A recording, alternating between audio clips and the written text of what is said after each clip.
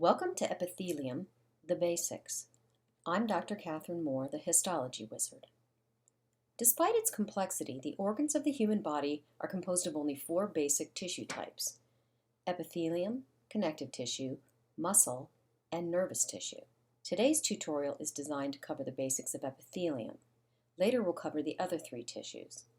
Now don't worry if you can't master all this material at once. We'll be looking at epithelia throughout the unit, and we'll be talking about the specific structures and functions of epithelia in various organs. So there'll be plenty of opportunities for reinforcement of major concepts and details. Before we start into epithelium, we need to cover a couple of definitions that are useful when thinking about all tissues, since pathologists often use these terms. Organs are divided into parenchyma and stroma. The parenchyma of an organ is the functional tissue of an organ, while the stroma is the supporting tissue, or essentially everything else.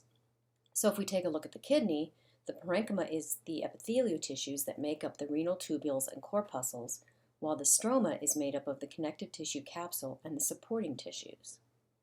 All right, let's move on to epithelia. Epithelia line all internal and external surfaces of the body, so everything that enters or leaves an organ has to pass through some type of epithelium.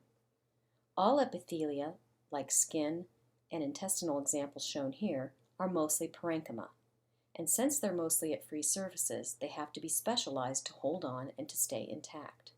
In addition to covering, lining, and protecting surfaces, epithelial cells secrete and absorb substances. In terms of protection, most epithelia serve as a mechanical barrier, and in many cases a chemical one. Here we see an H&E stained section of the trachea, whose epithelial cells secrete mucus, and these cells are also ciliated to help sweep unwanted substances from our airways.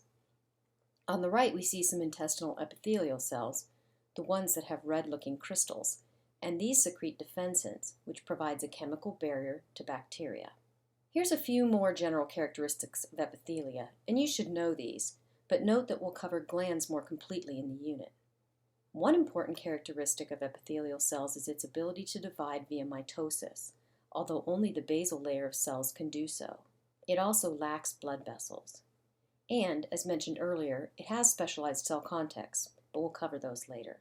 Importantly for their function, epithelia have polarity, with an apical surface that faces the space or the lumen, so effectively the outside of the body, and a basal pole that faces inside and contacts the underlying connective tissue.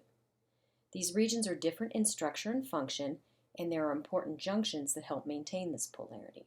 The apical ends of many epithelial cells have specialized structures that protrude from the cells. These include microvilli, stereocilia, and the cilia that I talked about in the respiratory system. And we'll discuss these as we move through the different organ systems. These structures function to either increase the surface area, as in the intestines, or to move substances along, such as in the respiratory tract. But for now, just note that the apical end of epithelial cells is specialized. The basal surface of all epithelia rests on a thin extracellular sheet of macromolecules known as the basement membrane. This is a semi-permeable filter that controls substances that come to epithelial cells from the connective tissue below. Now, both epithelium and connective tissue contribute to the composition of the basement membrane. It has many functions. It provides structural support for the cells, it attaches them to the underlying connective tissue, it organizes and helps maintain cell polarity, and helps localize many cell activities. Basement membranes are also critical for cell-to-cell interactions, cell migrations, and epithelial repair and regeneration. Disruptions of the basement membrane can have serious consequences for epithelial tissues and organ function, including tumor metastasis. Now we'll see some of the consequences in lab and in our team-based learning exercises. As seen here in this H&E stained section and in the cartoon, the basement membrane just looks like a thin line, and it's pretty difficult to see under the light microscope. This transmission electron micrograph shows the basement membrane much more clearly. Here the arrow points out the network of fine fibrils that comprises the basement membrane, or as we call it in EM, the basal lamina, and beneath that is a fibrous reticular lamina or layer, hence the name. Along with epithelial proteins, several tissue components, including collagen and laminin, make up this network, and we'll describe those components more when we discuss connective tissue. So even though you've heard me just use the terms basal lamina and basement membrane almost interchangeably, basal lamina is actually in EM term, while basement membrane refers more to the entire structure beneath the epithelial cells. Now, because of their location and protective roles, epithelial tissues are subject to damage, and that can be either mechanical damage, such as abrasion on skin or your esophageal tissues, or it can be chemical, and here's an example of chemical damage caused by the carcinogens in smoking. Because of this constant assault, epithelial tissues are relatively labile structures, and the cells undergo continuous renewal or turnover.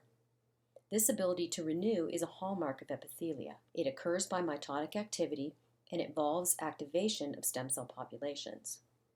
The rate of renewal or turnover varies with the type of epithelium. For example, intestinal epithelium has a very fast renewal rate, while glandular epithelium renews more slowly. The locations of stem cell niches also vary among epithelia. Stem cells in stratified epithelium, such as the skin shown here, are restricted to the basal layer in contact with the basal lamina, and these basal cells are still relatively close to the surface. In contrast, stem cells in the intestine are located in restricted niches that are some distance away from differentiating cells, as seen in this cartoon. So the stem cells are found in this specific niche called a crypt that's located at the base of intestinal villi. And the renewal process is quite complex, as the cells undergo a series of transitions from these stem cells to transient amplifying dividing cells to differentiated intestinal epithelial cells. And as they transition, they also change their physical location in the intestinal epithelium, moving up and out of the crypt. The whole process is controlled by a genetic cascade, and it's being constantly updated. Remarkably, although the steps vary some, the same genes and signaling proteins pretty much control epithelial turnover in many different epithelia. Now, not surprisingly, mutations in these genes, in these pathways, are often mutated in cancers. And stem cell renewal is a complicated process. For example, Wnt signaling is critical for the epithelia renewal process and important for homeostasis in skin, hair follicles, and intestinal cells, just to name a few. So if you block Wnt signaling, intestinal cells can't regenerate. But uncontrolled activation of Wnt signaling leads to overproduction of epithelial cells and eventually tumor formation. And this is an example here from colon cancer. So again, this whole genetic cascade and control of renewal is complicated.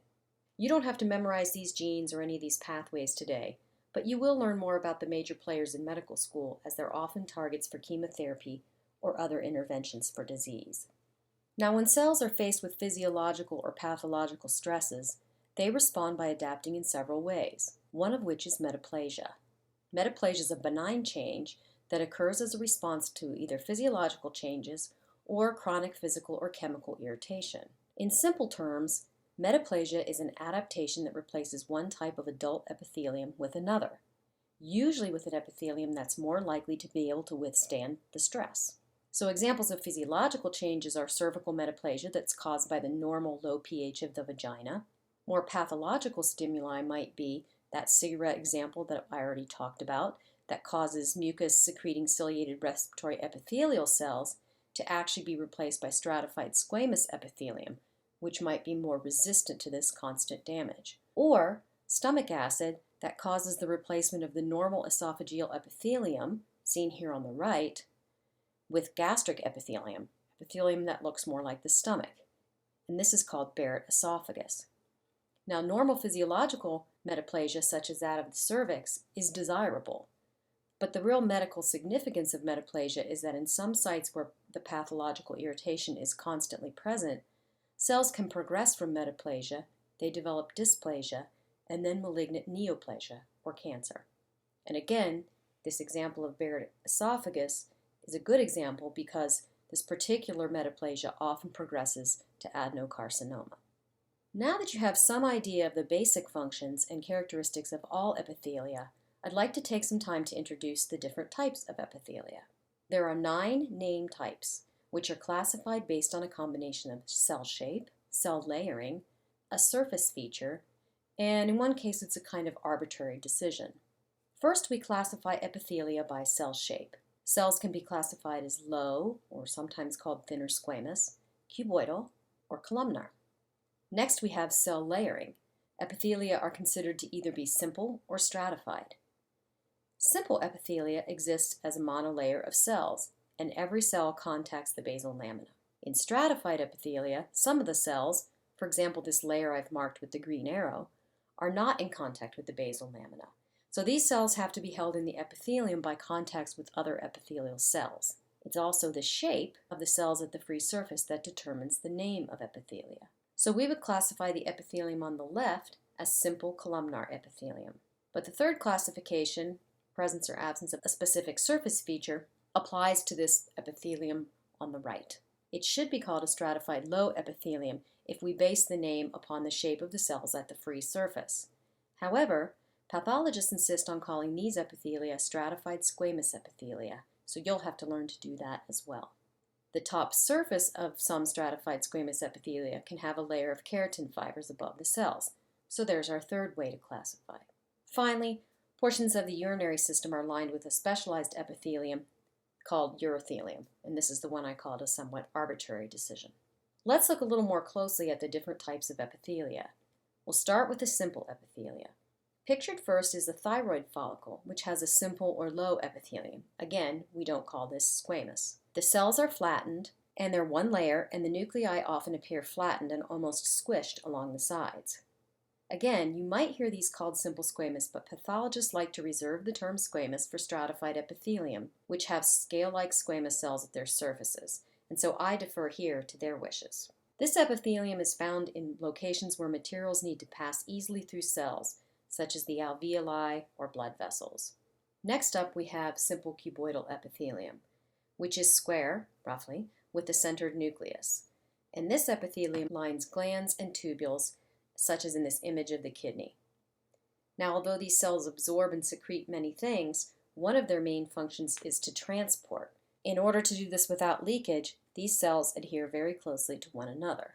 The simple columnar epithelium is roughly rectangular in shape. Now, these cells can be ciliated or non-ciliated, and they also play roles in absorption and secretion. Now, the example shown here is in the duodenum. One clue to identify simple columnar epithelium is by looking for those oval-shaped nuclei and seeing whether you can draw a straight line through most of them. If you can, it's probably simple columnar.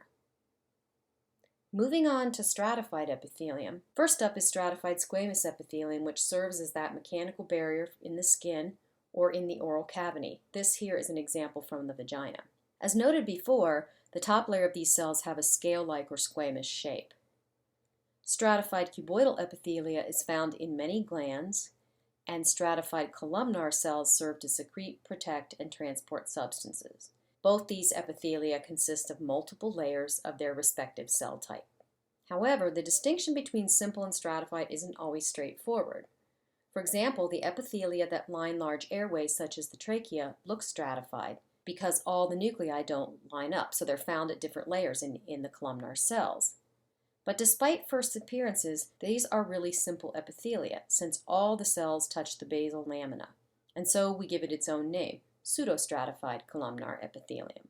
Here's again an example from the airway where you can see that in contrast to the simple columnar example from the duodenum that I showed you, you can't really draw a straight line through all the nuclei. Tricky cases such as this really illustrate the fact that it's critical to use all the available clues, the shape, the layers, the nuclei, and the location when identifying epithelia, and I promise this will get a lot easier as we move through the body. So for those of you that have been keeping track, you may be saying at this point, hello Dr. Moore, that's only 7 types, what happened to the other 2? Well, if you remember, stratified squamous epithelia have that presence or absence of a surface feature. So the absence, shown here for vagina, or the presence of this extra layer of keratin, shown here for skin. Stratified squamous keratinized epithelia are only found normally in tissues that experience a lot of abrasion, such as skin and gums.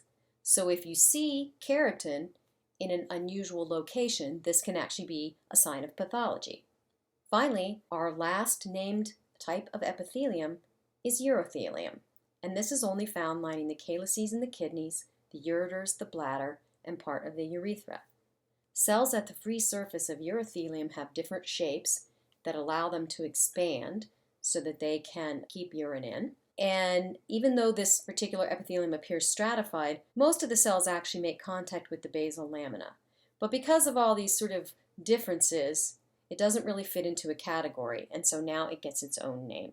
I'll leave you today with these two tables summarizing the simple and stratified epithelium, the characteristics, the locations, and their functions. We'll continue on to talk about the specializations of epithelial cells that allow them to perform these functions in the body in our next video. Thanks for stopping by.